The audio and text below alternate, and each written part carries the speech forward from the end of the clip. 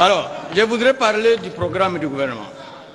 Madame, ceux qui sont à Rutshuru, à Massissi, à Minembwe et ailleurs, qui vous ont suivi, ils n'ont pas cru que ce pays est en guerre.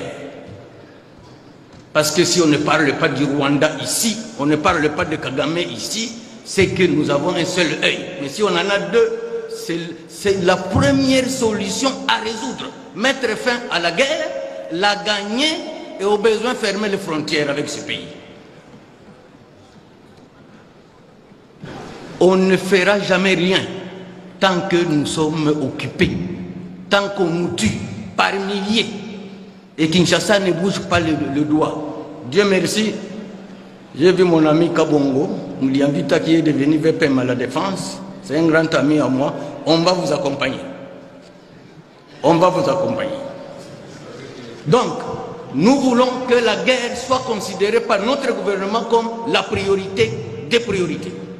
La sécurisation du territoire national. Nous voulons que les militaires au front aient un traitement spécial. Sans motivation, ils ne feront pas de guerre. Où est l'argent du cobalt? Où est l'argent du cuivre?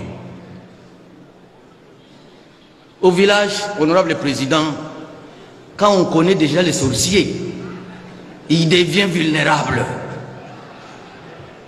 Alors les gens ne savent pas quel est le sorcier de notre pays. C'est l'Union européenne. C'est l'Union européenne.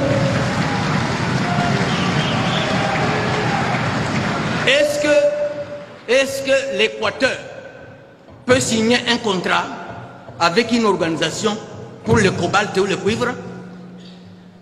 L'Équateur a du cuivre? C'est dans le programme. Je vais y aller, président. Je dis qu'un peu, c'est ça mon rôle aussi. Donc l'Équateur ne peut pas signer un contrat du cuivre ou du cobalt. Le Kivu ne peut pas signer un contrat pour le caoutchouc. Comment l'Union européenne signe avec le Rwanda, qui ne produit que le café et le thé pour l'exploitation des minéraux? Et nous nous taisons, comme si c'était un fait banal, anodin. Madame la Première ministre, apaisez-vous. La grand-mère vous sécurise. Mais je voulais dire que nous devons quand même prendre certaines mesures draconiennes contre le Rwanda.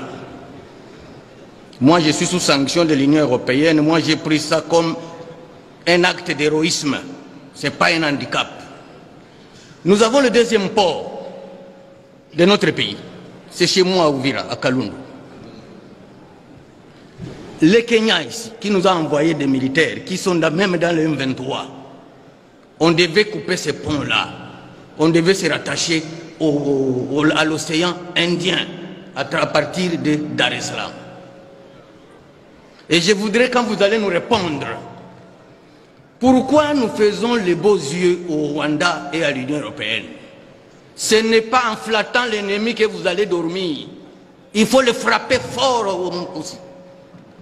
Il faut le frapper fort. Et je voudrais ici aujourd'hui que vous veniez me dire pourquoi nous n'avons jamais fermé nos frontières avec le Rwanda, pourquoi nous n'avons jamais rompu les relations diplomatiques avec le Rwanda.